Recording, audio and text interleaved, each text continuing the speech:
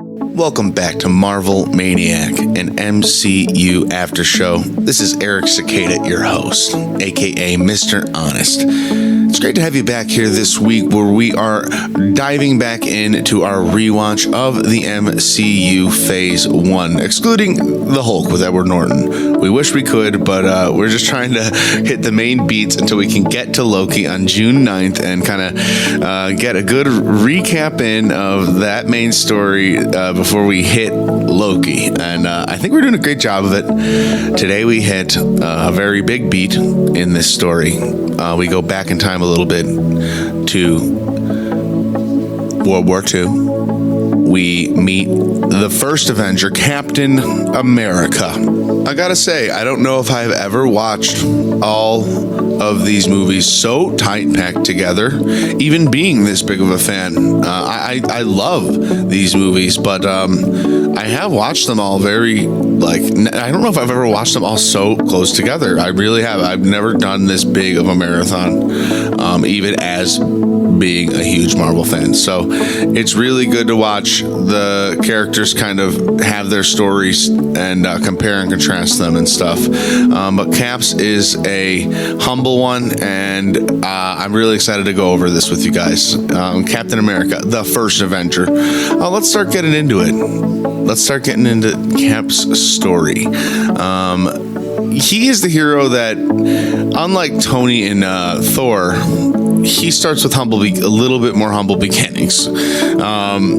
He's not rich in the beginning. He's not given his powers. He is just a kid from Brooklyn with asthma, and he's just a humble kid who wants to go fight in the war and put his life down like all the other men and and women that are doing the same in his country. He just wants to be a soldier. So there's something kind of special there, isn't there? Isn't that?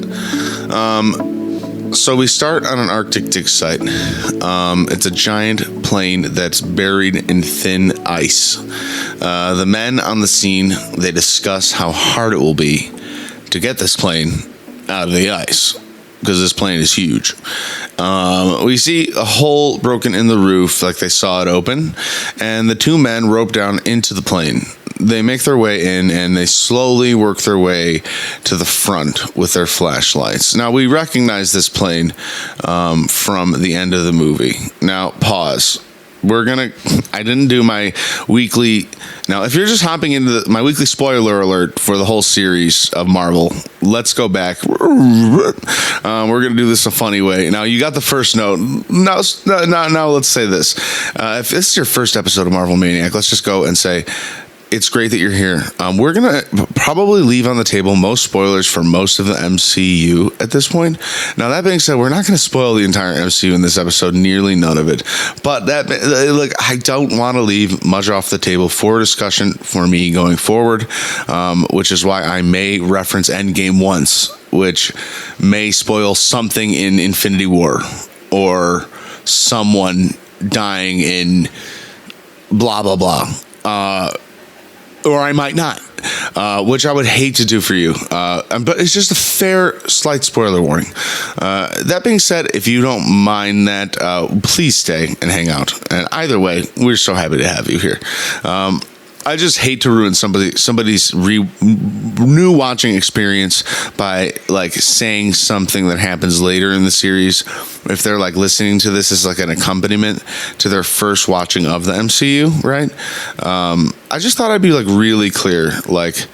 There may be in this episode an alludement or a spoiler towards what happens in Cap's story later, because I'm talking about his story and most of the other character stories in my podcast rewatches of the MCU Phase 1 as if I've seen them before. So I just want to, I feel like I need to make that as clear as I can every episode, and just be as transparent about that as possible, just so the audience the newer audience understands, Okay, let's keep going. We see a hole that's broken into the roof, and two men rope down, and they slowly work their way into the plane with their flashlights, searching the plane. One man discovers an object dusted in frost. He calls his lieutenant. This object is familiar to us, and it is also familiar to him. He knows what it is. He calls his colonel. Over the phone, we hear, do you know what time it is? And the man that called him replies, I don't care what time it is. This one's waited long enough. And we see the iconic shield. Tønsberg, Norway, March 1942. A goateed man rushes into a castle tower lit by torches. He gets into it and he bars the door. He is in a clear hurry. He's being chased. Another man tells him they've come for it. The wall next to them gets demolished and a piece of brick kills the other man. A fancy car rolls in, and the hood ornament on it has an octopus with a human skull for a head. We know what this means. It's the Hydra logo. The Nazi leader, we know him as Red Skull, and I'm going to pretty much be referring to him as this the whole movie. He has another name, which I will refer to him at some point. Johann von Schmidt, I believe, approaches the bearded man. He says that it has taken him a long time to find this place and that he should be commended. The man tells Red Skull that what he seeks is just a legend. He replies, then why make such an effort to conceal it? He breaks open the tomb in front of him, and it's holding what appears to be the Tesseract. He says it was the jewel in Odin's treasure room. I love this because, it could be, well, for one, let me just get through this. He drops it. He says it's not one something berries, but I think it's close. Now, when you're a moviegoer, you just seen Thor a year ago. You know Odin's treasure room exists, so you know this knowledge that Red Skull is going off of isn't completely incorrect. But on one end, if you're just a Captain America moviegoer, Red Skull's bad nuts crazy, God believer, and because it makes no sense what he's believing in, right? But at the same time, we know Odin and the gods are real, and the Tesseract is from Odin's treasure room, so he's just using the power of the gods for evil. It's very complex. So at this point, these parts of the story, if you've never seen it before, they're all coming together, because the post-credits scene was the first time we've seen the Tesseract of Thor, and this is where we're learning the story of Captain America, but we're also starting to learn the story of the Tesseract and the origins of how that came into play here. So Red Skull threatens to kill this man's family, so that he gives him the Tesseract. The man points him to a wall, and this wall has art on it, and the location is a discrete location. It's a little box on the wall, and Red Skull pulls it out of a slot and opens the box. The blue light glows on his face. You have not seen this, have you? Red Skull asks the man, and he tells him it's not for the eyes of ordinary men. You will burn. And then Red Skull tells him, I already have. And he shoots the man and touches his own face, kind of like his mask, I guess, to put it back on. And blood splatters on his Hydra pin. Man, this guy's ruthless. Cut to New York. We get a very skinny Steve Rogers in the Army recruitment place. He's talking to the doctor. We learned that his father died of mustard gas in the 107th Infantry. His mother was a TB ward nurse. The doctor also notices he has a very long list of medical file. A long medical file.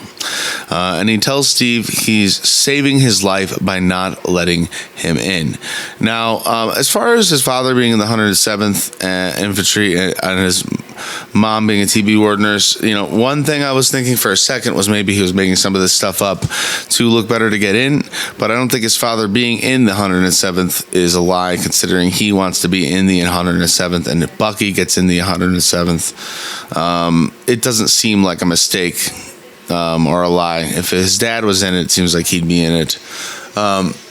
Doesn't seem like it'd make much sense for them to make that a fact for his father or a lie. It doesn't seem like Steve would lie that much. He just wants to get in the army. Why would he lie about his parents like that? Later, Steve is in a theater watching a film about joining the army. There's a rude guy, a very rude guy up front, shouting to start the movie. And Steve tells him to have some respect. Quietly, a little reserved, have some respect.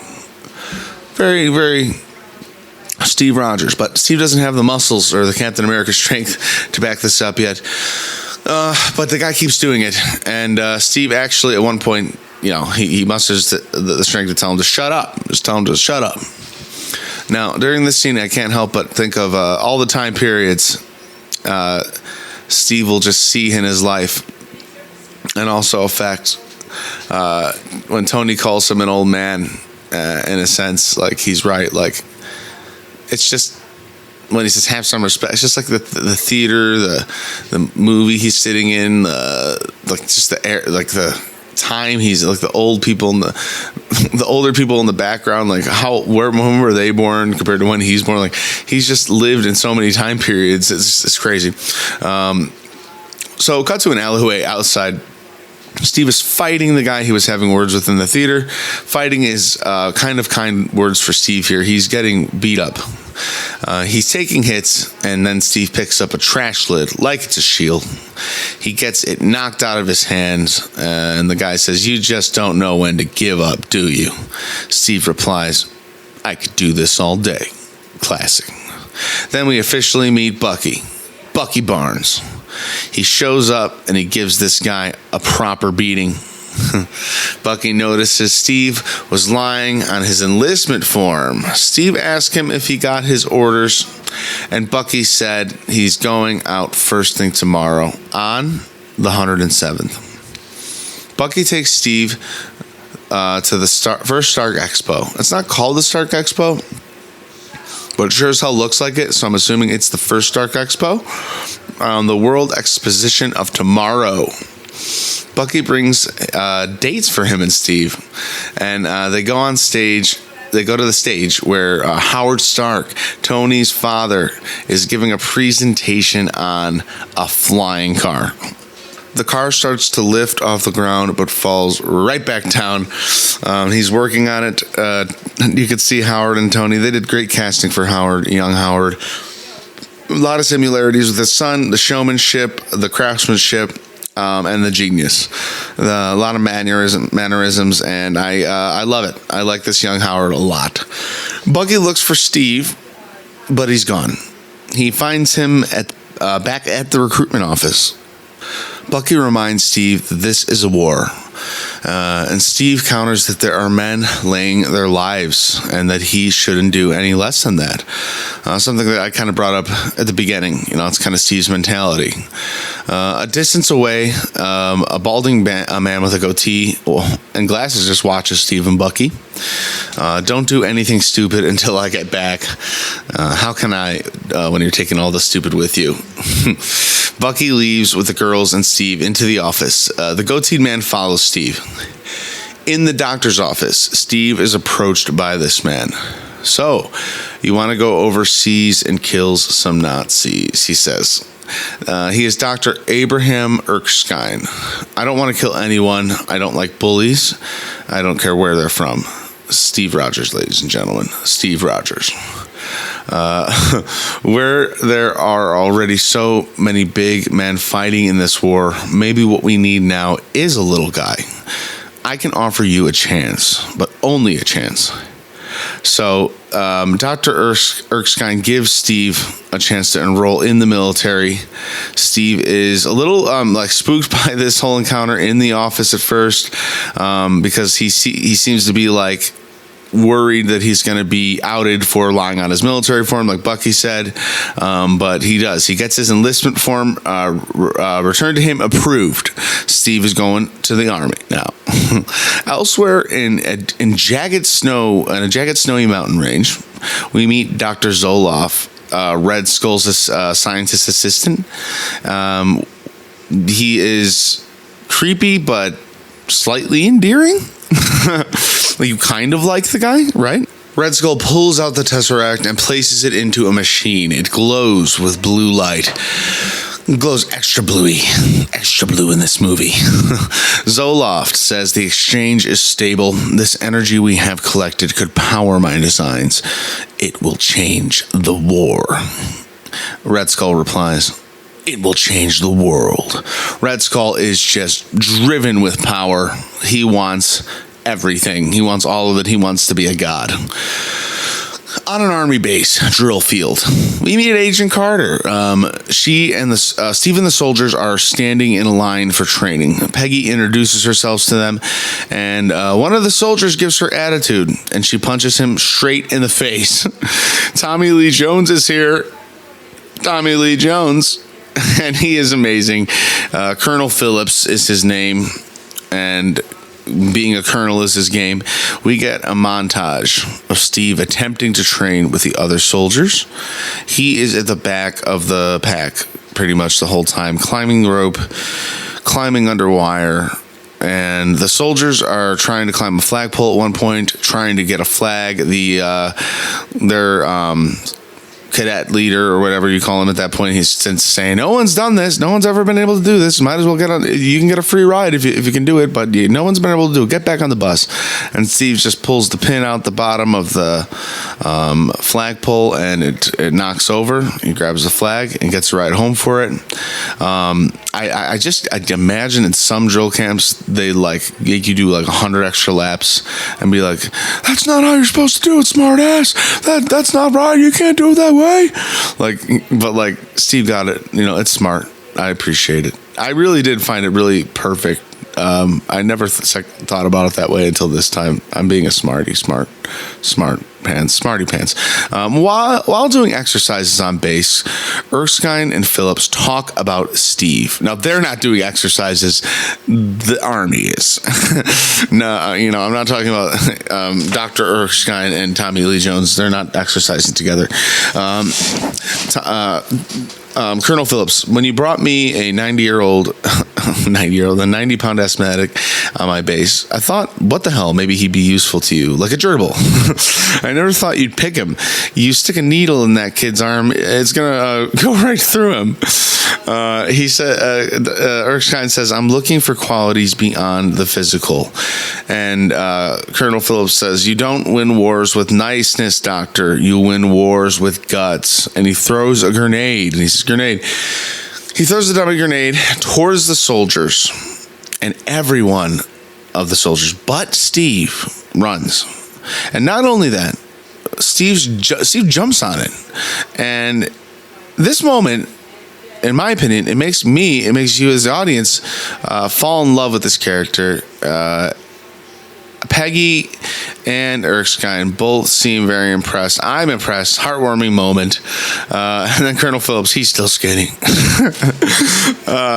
Maybe one of the best delivered comedic lines in the movie. Tommy Lee Jones, wish we got more of him, to be honest, in the MCU. It's just hard. You can't go time travel to visit Colonel Phillips. Can we get a Colonel Phillips spin-off show? Nothing to do with anything. Just Colonel Phillips. Let's just see what happens with Colonel Phillips in the post-World War II era. Later, Erskine visits Steve in his room. And Steve asks him basically flat out, why me? Erskine talks about how Hitler found him. And he appreciated Erskine's work.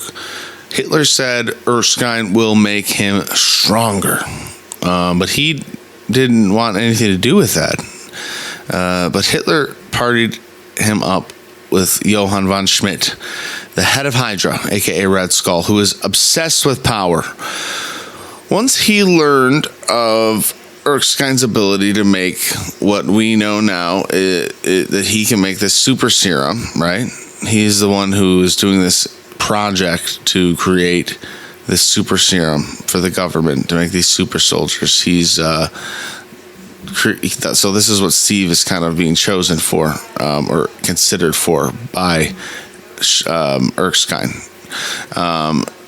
So Red Skull could not resist. He wasn't Red Skull at this point.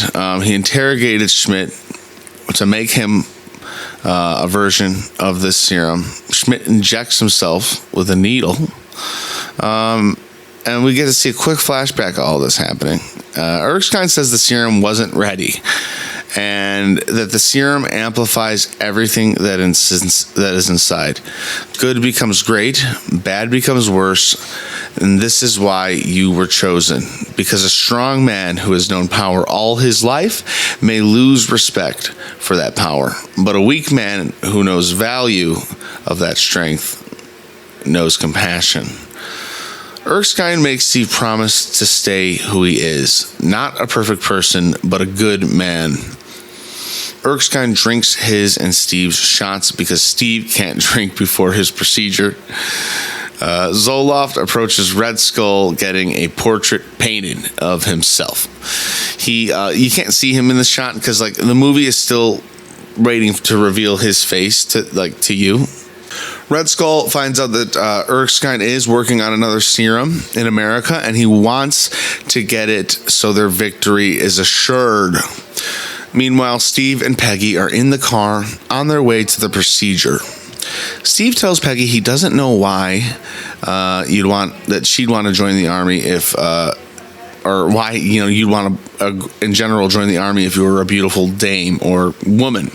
Peggy says he has no idea how to talk to women, and he says women are exactly lining up to dance with a guy they might step on. They arrive at an antique shop. Two suspicious dudes watch them enter. These dudes too come into play. Wonderful weather this morning, isn't it? Says the woman up front. Yes, but I always carry an umbrella, says Peggy. This gets the old woman to open up the back room to a huge military facility where she takes Steve down a long hallway to a giant lab. This place is packed with scientists, doctors, people, military, whatever. Tons of people. Once they enter the giant lab, the whole room goes completely quiet for a solid few seconds, and everything just resumes. Once Steve gets strapped onto the table, everyone's watching him from above, the senators and colonels and everybody. One of them says, somebody get that kid a sandwich. Steve and Peggy give each other a look of confidence before she goes up into the booth. Dr. Erskine starts to begin a presentation. He says, we begin with a series of micro injections into the subject's major muscle groups. The serum infusion will cause immediate cellular change and then stimulate growth. The subject will be saturated with Vita rays. The serum goes in and Erskine signals start to lift the pod. Steve asks to go to the bathroom. Well, he says it's probably too late to go to the bathroom. They're turning the power on up to 70% when Steve starts screaming. The light shining in the pod Steve is in. There's a ton of light shining in the pod, it's glowing. They almost stop. Erskine almost gets him to stop because it sounds like he's in so much pain, but Steve says, no, I'm good. I can do this. And they put the power at 100%. The pot opens dramatically. The shot we get is very cool. Slow up on him as the shot opens. The serum worked, and yeah, he looks like fucking Captain America. He's ripped, and compared to how he looked a second ago, especially. Peggy walks up to Steve and asks how he feels. She can't help but touch his pec.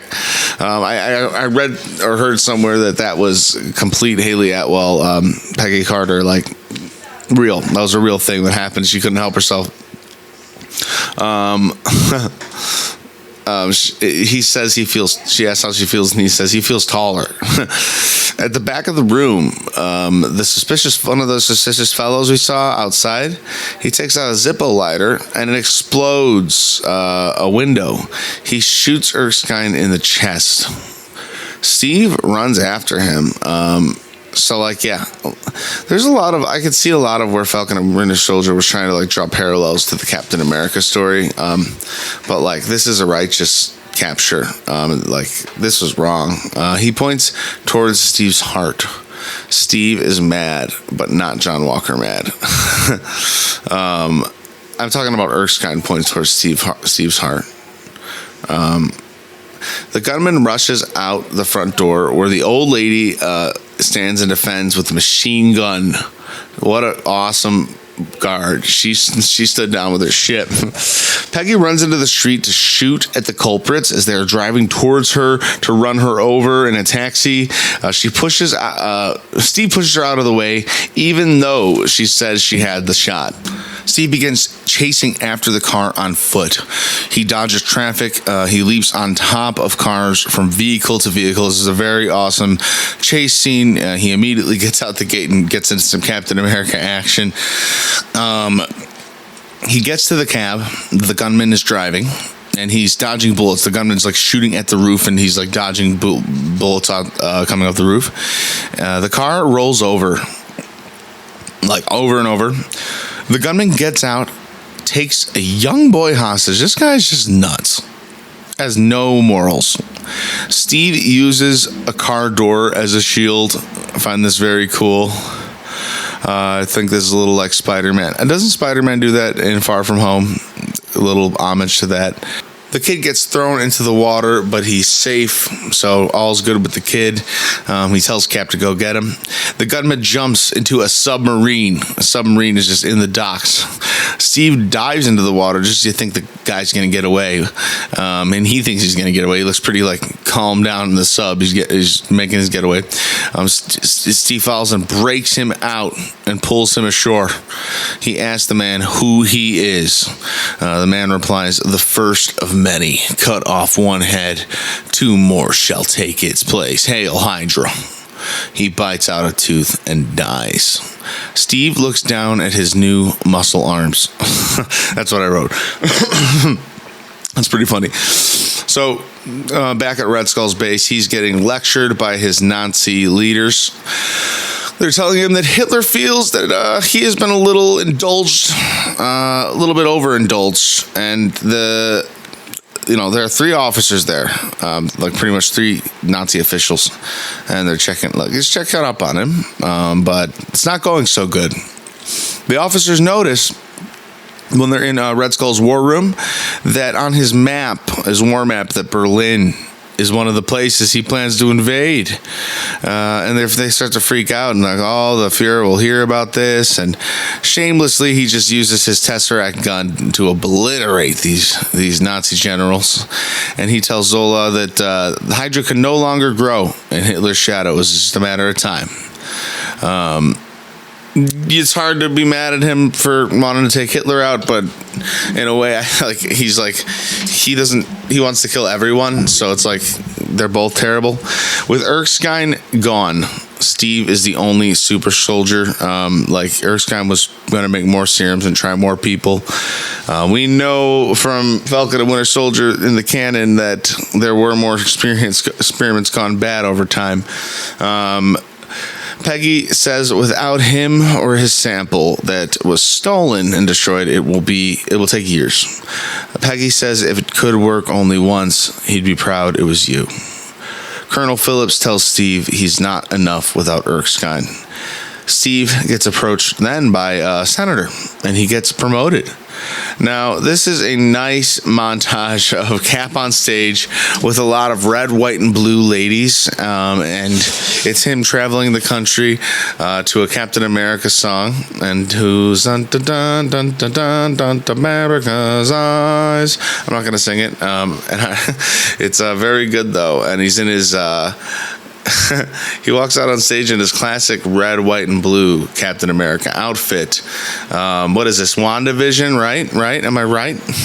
No, I mean, this is honestly maybe the first time we get this in the MCU where it's like a really nice homage to the original superhero outfit.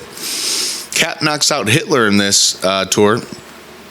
And we get to see him do this multiple times over like in the country. He goes to Chicago, New York, all the big places.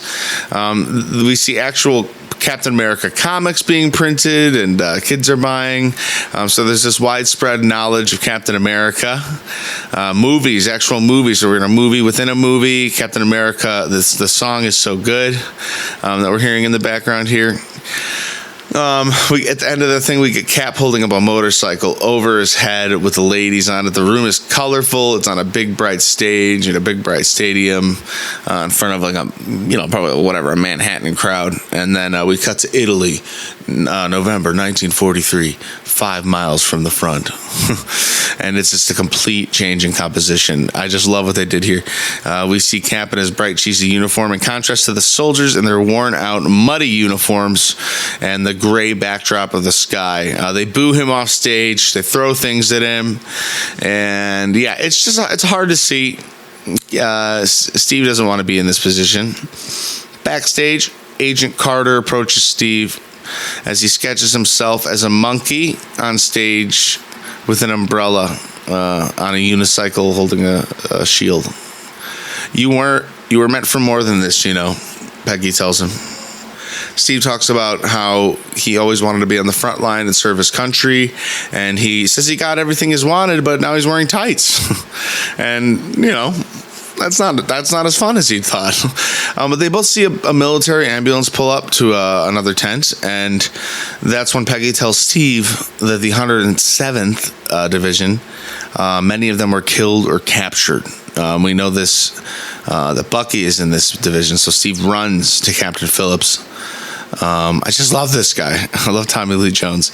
He tells Steve that Bucky is captured, and Steve asks if they're planning a rescue mission, genuinely. And he's like, yeah, it's called winning the war. But Steve's like, but if you know where they are, at least why not? And then he just gets cut off.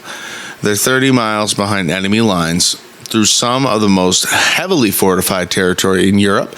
We lose more men than we'd save, but I don't expect you to understand that because you're a chorus girl. Dang, Tommy Lee. I mean, Captain Phillips.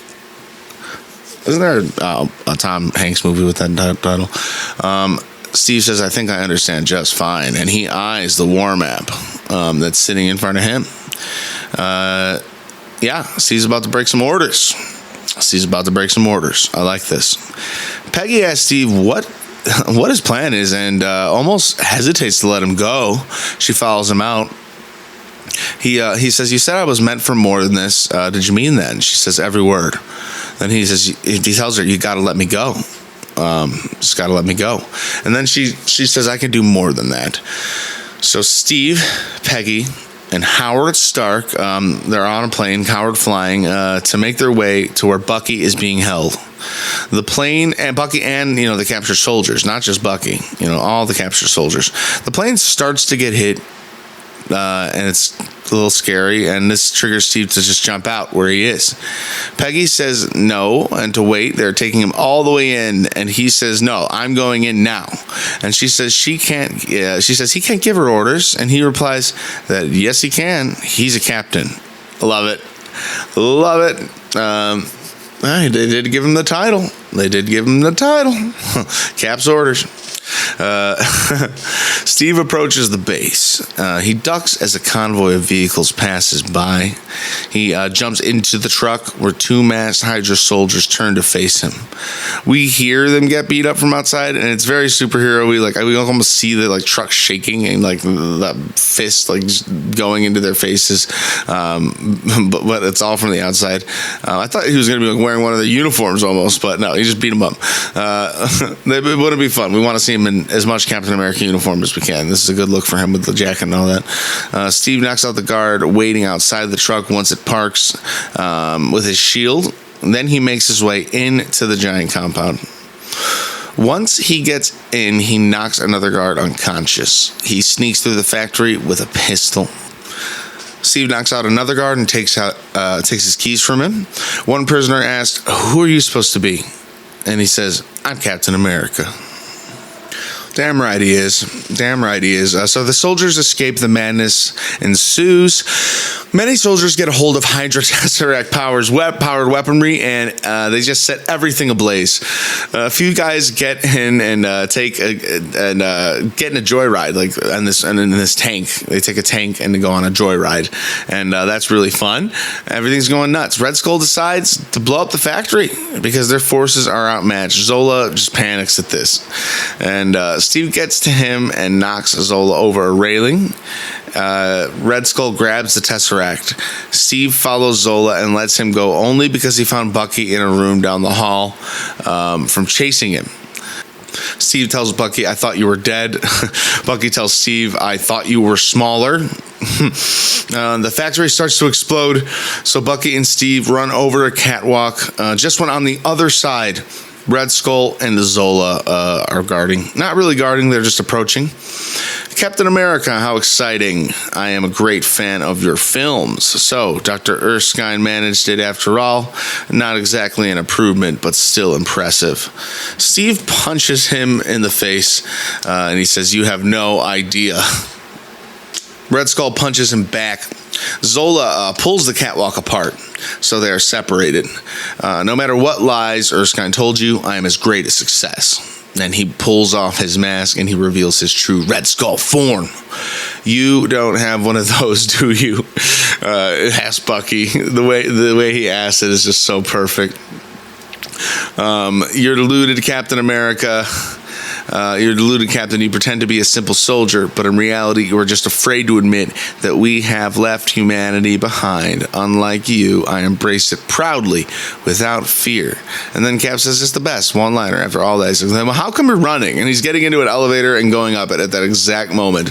And Red Skull goes up to the top, and there's like a one-person airplane, and Zola's with him, and he's like, "Well, what am I going to do?" And he like gives him the keys to his car, and Zola goes down to the garage and has to boot out of there in a car. Okay. Bucky and Steve try to cross a narrow steel beam over immense flames. Bucky barely makes it, and Steve makes a huge leap over the chasm. Back at the base, Colonel Phillips is declaring Steve dead. He tells Peggy that he can't touch Stark because he's rich and weapons contractor, but, well, she's a different story. And they're interrupted. A big crowd gathers around the return of Steve and all the captured POWs with the Cap theme song. Bum, bum, bum, bum, bum, bum, bum, bum. I'm sorry, I couldn't help it. The soldiers all cheer. Highlight moment of the movie. Colonel Phillips approaches them in awe. Steve says he'll take disciplinary action, but Phillips says, not necessary. Steve's a freaking hero. You can't help it. How could you not commend the guy for saving all those people? Right? Peggy tells Steve that he is late, and he tells her that he couldn't call his ride. He takes out the radio she gave him, and it was busted. What could he do? Bucky screams, "Let's hear it for Captain America!" The soldiers all cheer around him. I just love this heartwarming moment. End of like an act in the movie, if you ask me. It's a big victory, and also transition into, a moment where Cap becomes Cap. The senator tries to give Cap a medal of valor, but he is not there to receive it. In the audience, Stan Lee is a general, and he says, "I thought he'd be taller." Cap is in a military bunker. Steve shows them all the weapons facilities, the army and the military that Bucky knows about, and Captain Phillips wants to light a fire under their asses, in his own words. Cap assembles his first team, a bunch of the squad of soldiers that he saved from the rescue mission. They're really good guys, really fun group. Agent Carter enters the bar that they're in a very bright dress. She's stunning. The room stops when she enters, literally. She approaches Bucky and Steve, and Bucky asks if she likes music, and she says she does. Maybe when this is all over, she'll go dancing. A little nod to Steve there, what he said earlier. We know at some point far later, they may or may not have this dance, much later. Bucky says he feels invisible in front of her. And he's like, I'm turning into you. And Steve says, maybe she has a friend, which is a reference to something a line I may have skipped over at the beginning of these notes, where Bucky says that to Steve on their date. Steve, or something like that. Maybe, earlier in the movie. It was a rollover joke. Steve gets kissed by a fangirl, and it looks really bad in front of Peggy. But in my opinion, she kissed him and barely had a chance to stop her. Howard takes Cap around the shields. Now, Cap says Howard's like, you're taking a liking to the shields, I see. And Cap's like, yeah, they're more useful than you think. And, he takes him around to, like, a bunch of different types. None of them are, they're any bit similar, really, to what we know. He takes a liking to a round shield. Howard said, this is made of vibranium. It's the rarest metal on Earth.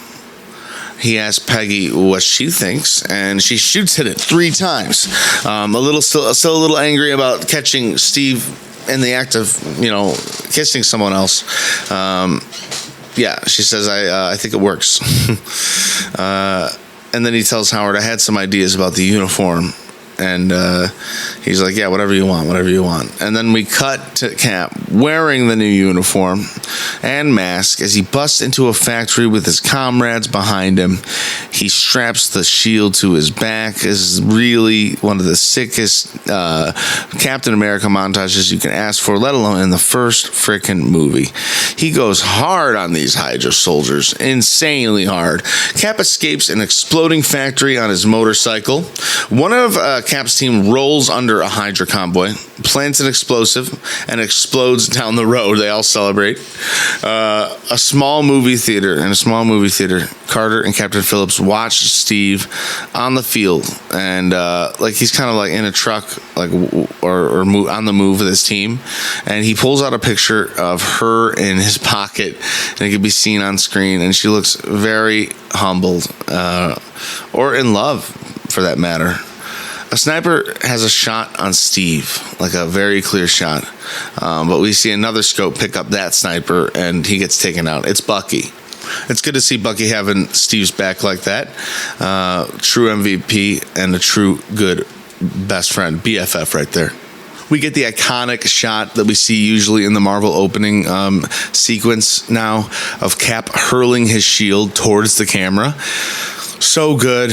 Cap breaks into a tank by slamming his shield on top of it. He pulls the guy out, he tosses a bomb, tosses it in the tank, then jumps out over epic flames. One of the coolest shots in the movie. Red Skull is just enraged. He's like, we're losing. And one of the guys from the fights with Cap, I'm guessing, he comes back and he says, we fought to the last man. And Red Skull says, apparently not, and he shoots him dead. Relentless. Cap, Bucky, and their crew cable down onto a train, like a train heist type situation. We're just in the heat of all these montages and fights, and this is just kind of how fast things happen here. Cap and Steve run on top of the train towards the front and go inside. They both have guns drawn. Doors separate them. Bucky gets locked in a room with soldiers, and Steve gets locked in a room with a giant soldier in a bigger machine gun suit. Cap knocks him down and breaks the door open that's blocking them with his blaster. Zola is in the front of the train barking commands. He's the boss of the situation here. Another trooper enters and blows a hole into the side of the train, and then that gets Bucky on his back foot, and he's hanging out of it.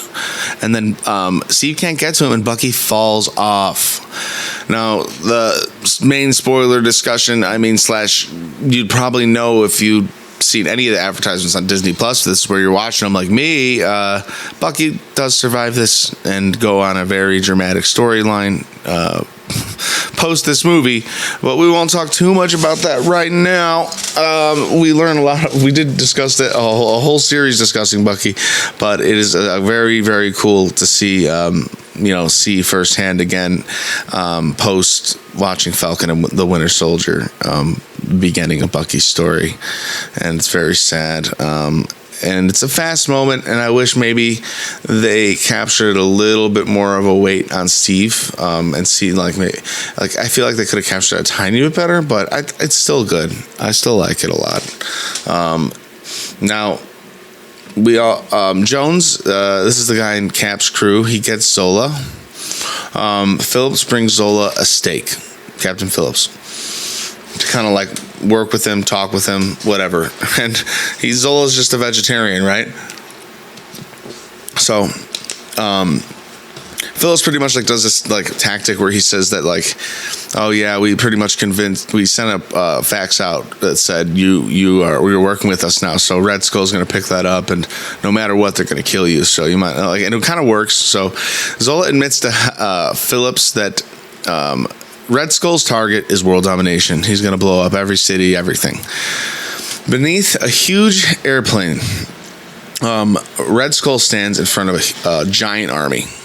He says tomorrow their enemies' weapons will be useless against them, and cut off one head and blah blah blah. Another one will be born. You know what I mean? All that nonsense, all that Hydra nonsense.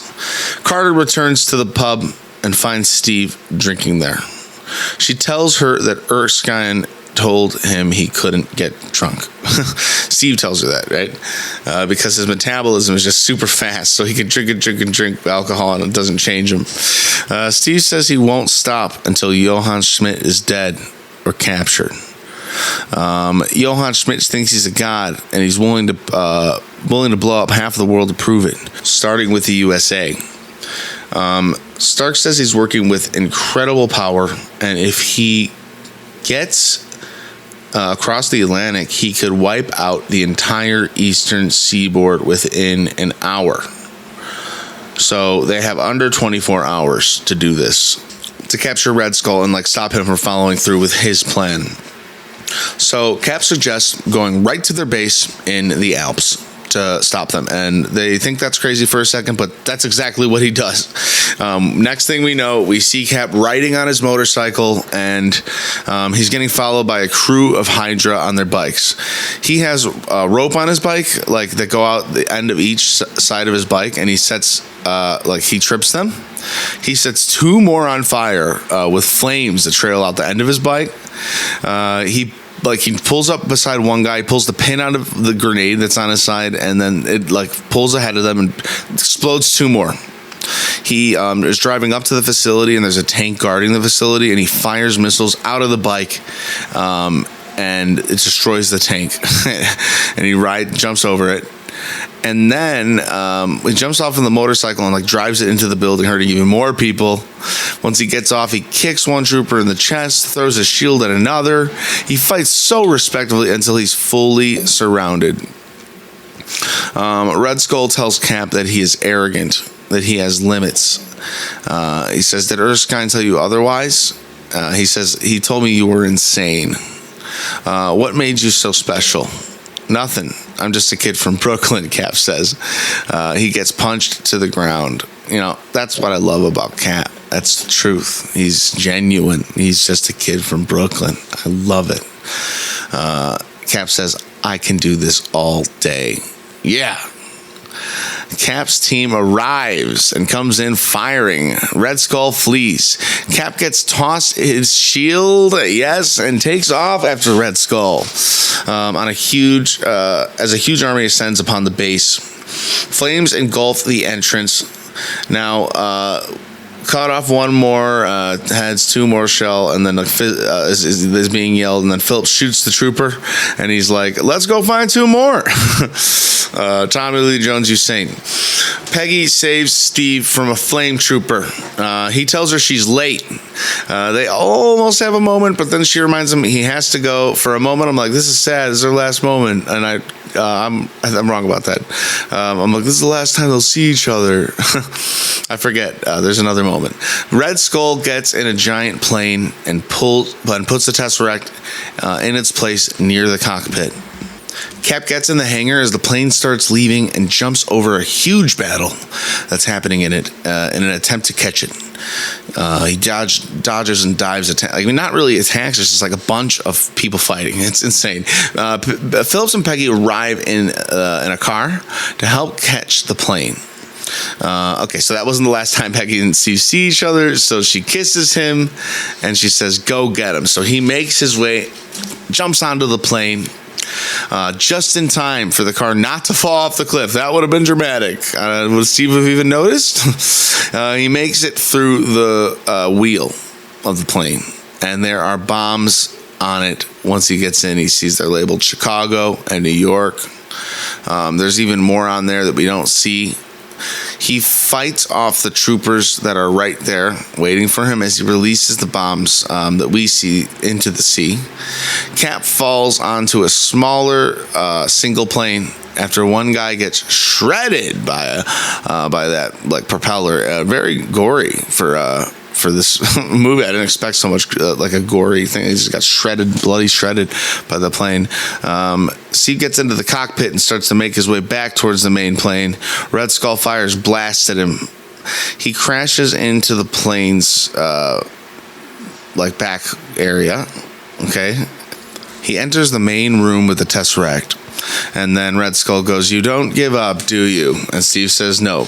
Pretty decent dialogue. Simple, but there's a lot of dramatic presence in this dialogue. Red Skull fires a blaster behind him. Steve runs towards him, and they get in a hand-to-hand fist fight. They have a really good brawl. They're both super soldiers in a way, so it's a tough fight. Rogers gets Red Skull in a chokehold at one point. Looks like he's really gets him, but Red Skull gets on his back, gets out of it, and gets Steve on his back foot. They trade a ton of punches. Red Skull gets slammed into the controls, and it sends the plane going into a free fall. So they are fighting like in mid-air at some points, which was awesome to see. And then at one point, Steve knocks the Tesseract out of its case, and this freaks out Red Skull. He goes right in for it to pick it up.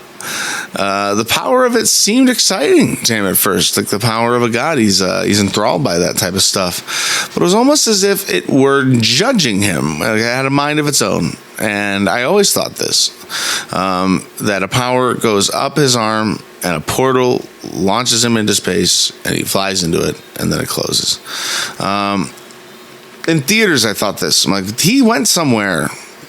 And even some of my friends were like, "I don't know, man, he just died." And I'm like, "No, dude, he touched that thing and it took him somewhere." And that's the Space Stone, dude. That's the thing he used to transport. Awesome. Cap is left alone in the plane. The Tesseract falls through the floor and out of the plane. Peggy gets in touch with Steve to try and find him a safe landing site.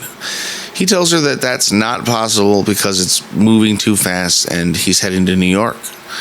And she says there must be a way to work it out. Steve says it's his choice, and if he doesn't, a lot of people will die. He takes Peggy's photo out and puts it in front of him. So this is hard.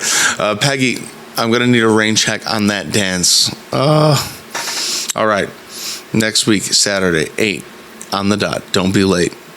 He gets cut off talking to her, and it's just hard to see. He's just saying, like, "I don't want to step on your feet." And he gets cut off. Yeah, this is a hard ending. This is not like your typical fairy tale superhero ending. And the music is touching, and this movie hits hard. Cap actually takes a hit as a hero for the world. He doesn't get to live it out, like his life out with Peggy. For now. For now. We see people celebrating the end of the war. Cap's crew is cheering for, celebrating for Cap. Howard finds the Tesseract at sea, and I think he's still looking for Cap. He can't find him. Peggy looks over Steve's file, and it's his old photo. Just a skinny kid from Brooklyn. We see a group of kids playing with Cap's shield as a garbage can. Steve wakes up in a hospital bed. A baseball game is playing on the radio. He's surprised by this. A woman enters, and Steve asks where he really is. And the lady is playing oblivious until he says the game is from May 1941. It's because he was there. He breaks down a wall and knocks down agents. He runs out of a modern building into Times Square. Nick Fury approaches. We thought it'd be best to break it to you slowly. Break what? You've been asleep, Cap, for almost 70 years. You're going to be okay? And he said, yeah, I just had a date. And that's the movie. That's Captain America. Wow. Now, we've gotten like the three main heroes. Like I want to reflect on this movie a little bit more now, though, a tiny bit. Like Captain America again, Iron Man and Thor. Let's see, Thor doesn't get to stay with Jane, but would you say Thor gets to keep more at the end than Cap? Thor still gets to keep Asgard and a hope to see Jane again. I mean, Cap doesn't have much of a hope to see Peggy again, at least in that state. You know, there's not much of a hope for time travel, right? It's pretty much undoubtedly in his mind not going to happen. He's stuck in the future. So Iron Man's story pretty much ended on a happy ending from where we left him. I mean, he went through some tough shit, but like he's okay. But Captain America, he's been through the trials and tribulations here, and he took a hard hit at the end. And yet he's going to be one of the most positive spirited members of the Avengers, which we're going into next week. Captain America, the First Avenger, one of the most underrated films in the MCU, and a great start to Cap's story. Completely different style of movie than we have in most of the movies in the MCU. A different time period, and it's totally MCU all the way. And it's if you're thinking of rewatching it, even after listening to this, I'd just throw it on. You'll like it. It's a good rewatch. I loved watching it again. And with that being said, we are really rolling through these weeks, and all of a sudden we are just like not even but a week and a half away from Loki. Yeah, so next Friday, the 4th, we are going to be posting our Avengers rewatch episode, which will be a blast to cover as well. And I feel like many of you may notice, you avid listeners, you wonderful Marvel maniacs, that these episodes have been going on a little bit later than some of the after shows for, WandaVision and Falcon and Winter Soldier. And for that, I just want to say that these movie episodes take a little bit longer for me to do, and I figured I want them to be better. So since there are movies that have come out already, I put them out on the same day, just a little bit later. And but for the Loki reviews, they're going to be out as quickly and as promptly as the other review episodes. So for Wednesday the 9th, like after midnight, I'm going to be posting those episodes as soon as I watch and review them. And I'm so excited for Loki on June 9th, Wednesday. Don't set your calendars, folks. We're about to go full Marvel Maniac on this. It's been a pleasure having you here today. I have had a great time watching Captain America. We've been through Iron Man, Thor, and Cap. Next week, they're going to unite, and they're going to bring a couple of other players into the mix. Nick Fury, he's been gathering some superheroes, and it's time to bring them together to fight a greater enemy. And we need to see like all this come to play after watching them all together, all separately, bring them together. It's going to be really fun next week. I'm pumped to watch the Avengers and talk about it on here. We have earned this, like 4 movies, 4 weeks in a row. I've never felt more ready to go into Loki. I'm pumped to see what they do with Loki, because I'm trying not to watch too many of the trailers so I can have as fresh of eyes on it as possible. All I know is Owen Wilson's in it, and I know there's a lot of time jumping, time travel, time scenarios, and I know Tom Hiddleston's great, and I know the MCU isn't going to mess up one of their flagship characters.